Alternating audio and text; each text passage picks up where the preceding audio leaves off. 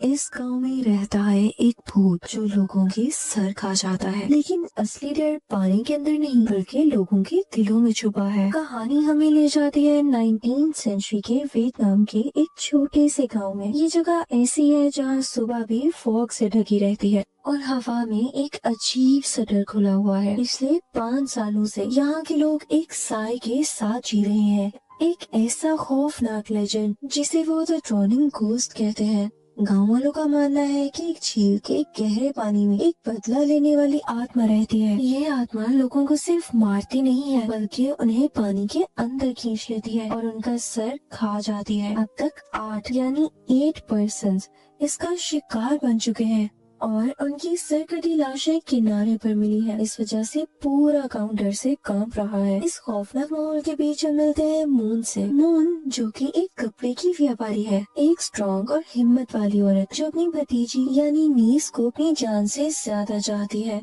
लेकिन मून की दुनिया तब हिल जाती है जब एक दिन अचानक उसकी नीस गायब हो जाती है। 5 दिन बीत जाते हैं। मून हर जगह उसे ढूंढती है लेकिन उसका कोई नामो निशान नहीं मिलता। बस एक चीज मिलती है, उसकी नीस की एक चप्पल जो कि उसी मनहूस झील के किनारे तैर रही थी। गांव वाले और वहाँ का डिस्ट्रिक्ट चीफ फौरन मान लेते हैं कि ये काम भी ड्रोनिंग घोस्ट का हो सकता है और उसने भी इस लड़की को मार ही डाला होगा बाकियों की तरह, क्योंकि सबको ये लगता है कि ये भूत का ही काम हो सकता है। चीफ अपने सिपाहियों को उस बच्ची को ढूंढने से मना कर देता है। वो कहता है कि ये इंसान की बस की बात है ही नहीं। लेकिन मून इस बात को मानने से इनकार कर देती है। वो लॉजिक में मानती है। वो आंखें बंद कर किसी भी बात पर यकीन नहीं कर सकती है। यहीं पर वो एक बहुत इंपॉर्टेंट चीज नोटिस करती है जो कि बाकी सब इग्नोर कर रहे थे। पिछले सारे केसेस में बॉडी किनारे पर मिली थी लेकिन उसकी नीज की बॉडी वहाँ थी ही नहीं, गायब थी। उसे लगता है कि शायद उसकी भतीजी अभी भी जिंदा है। यकीनन वो जिंदा हो सकती है या फिर ये किसी इंसान का काम है, भूत का नहीं। इसलिए वो अपने किसी जान पहचान वाले को मदद के लिए बुलाती है, एक ऐसे डिटेक्टिव को जो साइंस और ऑब्जर्वेशन पर चलता है, सुनी सुनाई बातों पर नहीं। वो मशहूर है ऐसे मुश्किल केसेस सॉल्व करने के लिए जहाँ लोगों को लगता है कि ये भूत का काम हो सकता है। पर वही वो डिटेक्टिव इंसानी लालच और जुर्म ढूंढ ही निकालता है। उसका नाम कीन है। कीन गांव में आता है एक तलवार और एक तेज दिमाग लेकर। जैसे ही वो गांव में एंटर होता है उसे वहाँ का डरावना माहौल महसूस होता है। हर जगह छोटे छोटे मंदिर बने हैं और हवा में अगरबत्ती का धुआं घुला हुआ है। कीन एक और अजीब चीज नोटिस करता है। गांव के कुछ लोगों को अचानक नाक से खून बहने यानी नोज ब्लीड की बीमारी हो रही है। कीन सीधा डिटेक्टिव चीफ के घर जाता है मून से मिलने। वहाँ मून गार्ड्स के साथ बहस कर रही होती है, मदद की भीख मांग रही होती है। कीन बीच में आता है और अपनी अथॉरिटी यूज करके मून की मदद करता है। हमें पता चलता है कि मून और कीन का पुराना कनेक्शन है। कीन ने ही मून के करप्ट एक्स हस्बैंड को अरेस्ट किया था। फिर भी मून कीन की ईमानदारी की इज्जत करती है। मून उसे सब कुछ बताती है कि चीफ बेकार है, लोग डर रहे हैं और मेरी भतीजी गायब है। अब दोनों उसकी भतीजी के घर जाते हैं जहाँ वो अपने फादर के साथ रहती थी। कीन फौरन से अपनी इन्वेस्टिगेशन शुरू करता है। उसे पता चलता है कि मून की भतीजी एक बहुत ही चुपचाप और सीधी सादी सी लड़की थी जिसका कोई दुश्मन नहीं था। लेकिन एक बड़ा क्लू मिलता है। उस लड़की के गायब होने से 2 हफ्ते पहले एक चोर ने उसके कमरे में घुसने की कोशिश की थी।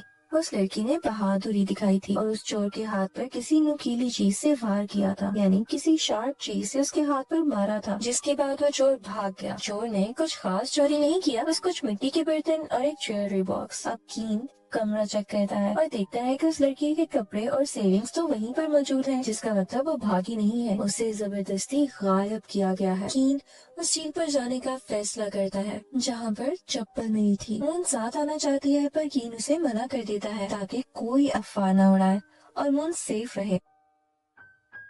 अब झील पर कीन को एक फिशरमैन मिलता है जो बताता है कि चीफ ने एक जादूगर जिसका नाम शमान दिन है उसे बुलाया है गांव की सफाई के लिए। कीन जादू टोने या ब्लैक मैजिक में यकीन नहीं रखता था, लेकिन फिर भी उस जादूगर से मिलने जाता है। वो जादूगर कीन को एक प्रोटेक्शन एमुलेट देता है और उसे डराता है कि वो भूत खून का प्यासा है। जब कीन वहाँ की वेजिटेशन के बारे में पूछता है, खासकर ज़ैंथियम फ्रूट के बारे में जो कि मून की भतीजी की चप्पल पर चिपका हुआ था, तभी मून भी वहाँ पर आ जाती है। वो कहती है कि वो इस इन्वेस्टिगेशन में शामिल होकर ही रहेगी। वो बताती है कि ये ज़ैंथियम फ्रूट सिर्फ एक ही जगह उगता है, बूथिंग फॉल्स, जो पर पहाड़ियों में एक सुनसान झरना यानी आबशार है। कीन और मून उस झरने की तरफ निकल पड़ते हैं। वहाँ पहुंचकर मामला और ज्यादा वर्स हो जाता है। कीन को चट्टानों पर ताज़ा खून मिलता है। मून ये देखकर घबरा जाती है। उसे लगता है कि उसकी भतीजी का ही खून है। कीन उसे शांत करने की कोशिश करता है, कहता है शायद किसी जानवर का हो, पर वो भी जानता है कि हालात कुछ ठीक नहीं है। रात होने तक वो वहाँ ढूंढते हैं पर कुछ उन्हें नहीं मिलता। उस रात कीन एक गेस्ट हाउस में रुकता है। उस तरफ पूरे गांव में उस जादूगर की अगरबत्ती का धुआं फैला हुआ है। सोने की कोशिश करते हुए कीन को भी वही सिम्टम्स होने लगते हैं जो गांव वालों को हो रहे थे। उसकी नाक से खून बहने लगता है। उसे नींद नहीं आ रही होती। वो काफी बेचैन होता है, लेकिन फिर भी उसकी आंख लगी जाती है। उसे एक बहुत खौफनाक सपना आता है। सपने में वो मून की भतीजी यानी उस लड़की को पानी के पास देखता है। अचानक पानी के अंदर से गले सड़े हाथ निकलते हैं और उसे नीचे खींचने लगते हैं। कीन उसे बचाने की कोशिश करता है, लेकिन जब उसे ऊपर खींचता है तो उसके हाथ में उस लड़की का कटा हुआ सर होता है। कीन कांपते हुए जागता है। अब हकीकत और सपने के बीच का फर्क धुंधला होने लगा है। अगली सुबह कीन उस पूरे सपने को झटक कर फैक्ट्स पर वापस आता है। वो मार्केट जाता है ये पता करने के लिए कि वो लड़की आखिरी बार कहाँ देखी गई थी। एक विटनेस बताता है कि जिस दिन वो लड़की गायब हुई वो अपनी दुकान जल्दी बंद करके झरने की तरफ गई थी। लेकिन सबसे बड़ी बात ये थी कि जाने से ठीक पहले उस लड़की की बहस एक औरत से हुई थी जिसका नाम डुएट है। डुएट कोई मामूली लड़की नहीं है। वो डिस्ट्रिक्ट चीफ की बेटी है, अमीर, मगरूर और ताकतवर। कीन उसे सवाल जवाब करने जाता है। डुएट मानती है कि उसकी उस लड़की से बहस हुई थी, पर वो कहती है कि ये कपड़े के ऑर्डर को लेकर थी, किसी और चीज का इससे कोई लेना देना नहीं है। वो कहती है कि उस लड़की ने उसे धमकी दी थी कि अगर डुएट पैसे नहीं देगी तो वो थाक नाम के आदमी से पैसे ले लेगी। यहाँ एक नया नाम सामने आता है, थाक। थाक एक आर्टिस्ट है जो मिट्टी के बर्तन बनाता है और बांस के जंगलों में रहता है, और वो डुएट का मंगेतर यानी फियांसे भी है। कीन और मून थाक के स्टूडियो जाते हैं। वहाँ बहुत ही प्यारे और खूबसूरत मिट्टी के बर्तन रखे थे, बिल्कुल उसी स्टाइल के बर्तन जो कि उस लड़की के कमरे में मिले थे। कीन थाक पर दबाव डालता है कि वो सच बोले।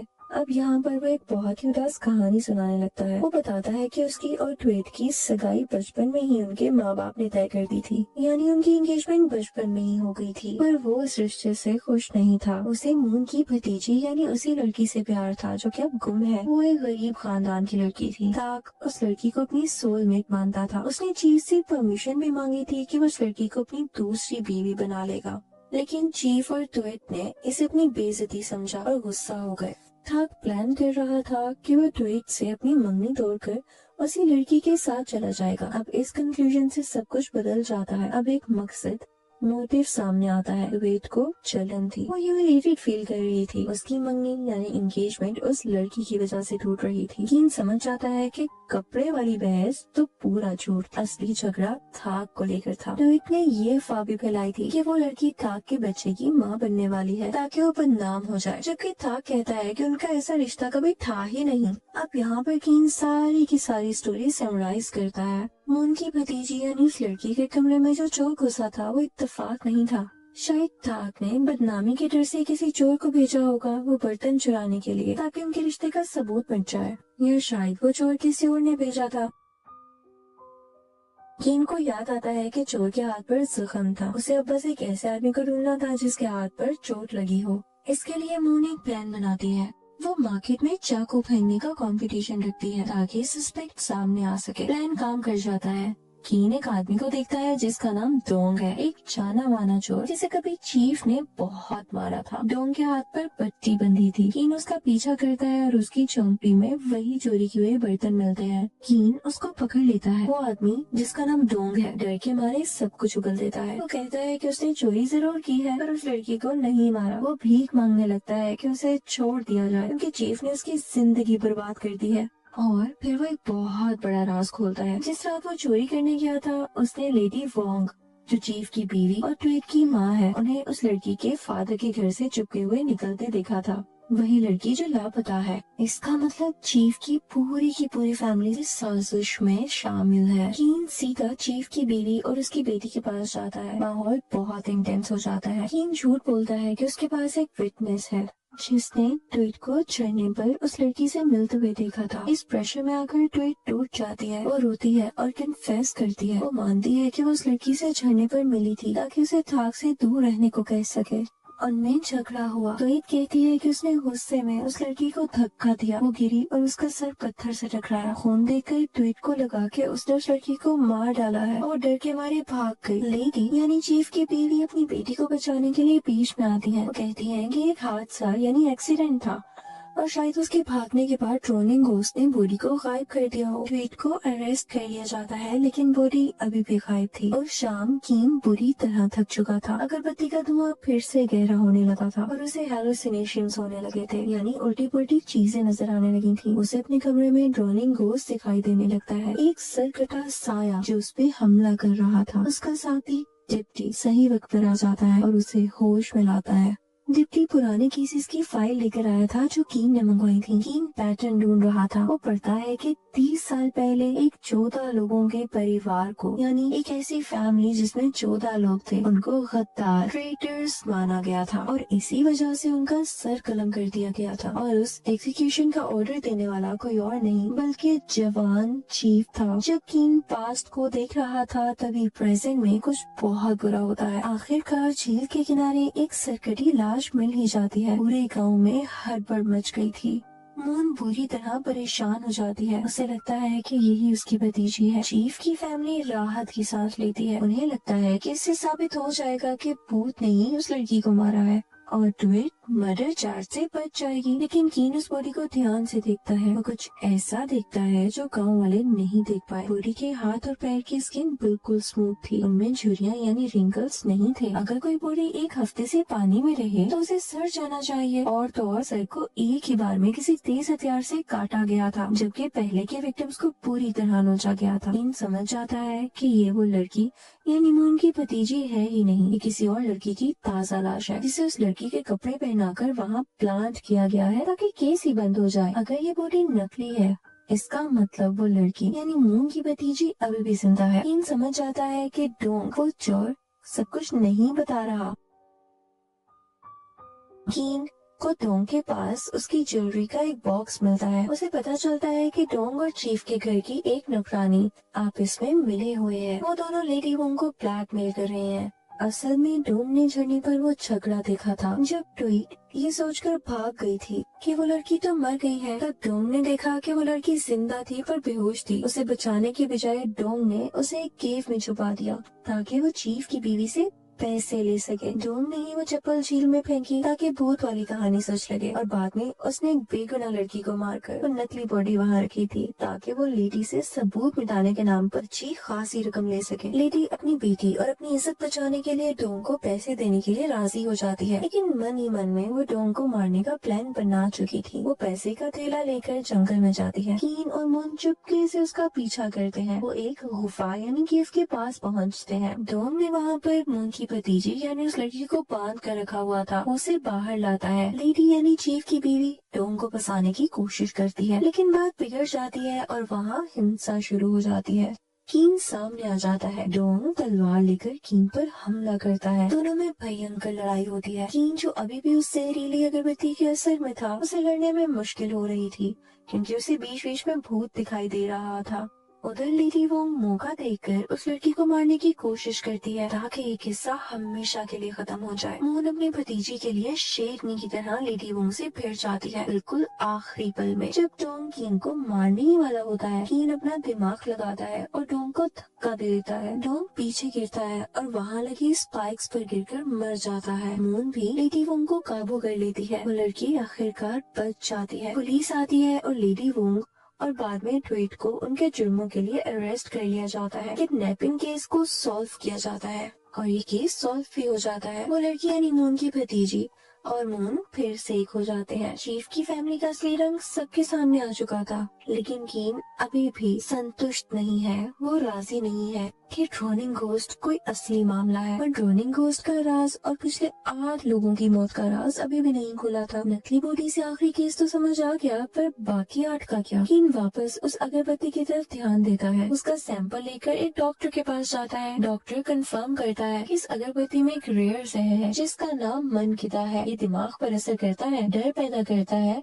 हेलुसिनेशंस देता है और नाक से खून लाता है। मतलब भूत कोई आत्मा नहीं थी, ये बस दिमाग का खेल था जो कि उसी जादूगर ने रचाया था। कीन फौरन से उस जादूगर को पकड़ने के लिए भागता है, लेकिन वो गायब हो चुका था। गांव में एक और लाश मिलती है। ये लाश किसी और की नहीं बल्कि डिस्ट्रिक्ट चीफ की थी। उसका भी सर गायब था। कीन को समझ आता है कि सारा सच उस 30 साल पुराने हत्याकांड यानी उसी एक वाक्य से जुड़ा है। चीफ जिन्होंने 14 लोगों को गद्दार बोलकर मरवाया था, उसी खानदान में असल में 15 लोग थे। एक बच्चा बच गया था जिसने छुपकर अपने पूरे खानदान को मरते हुए देखा था। वो बच्चा बड़ा होकर जादूगर बना। वापस गांव में किसी को बचाने नहीं बल्कि बर्बादी करने ही आया था। उसने उस जहरीली अगरबत्ती से पूरे गांव को नशा दिया, उन्हें डर और कंफ्यूजन में रखा। रोनिंग घोस्ट की कहानी की आड़ में उसने चुन चुन कर उन लोगों को मारा जो उसके खानदान की मौत के जिम्मेदार थे। चीफ उसका आखिरी शिकार था, वो आदमी जिसने उसके परिवार यानी खानदान को खत्म करने का ऑर्डर दिया था। कीन को उस जादूगर के झोंपड़ी में ठंडी जैकेट की रुई मिलती है। वो समझ जाता है कि वो नॉर्थ की तरफ भागा है जहाँ ठंड होती है। मूवी इस सीन पर खत्म होती है जहाँ कीन और उसका डिप्टी घोड़े पर सवार होते हैं और वो भी नॉर्थ की तरफ निकल पड़ते हैं। वो सीरियल किलर को पकड़ने जा रहे हैं जिसने भूत का सहारा लेकर अपना खूनी बदला पूरा किया। ये कोई भूत की कहानी नहीं थी, ये इंसानी दर्द और बदले की एक खौफनाक दास्तान।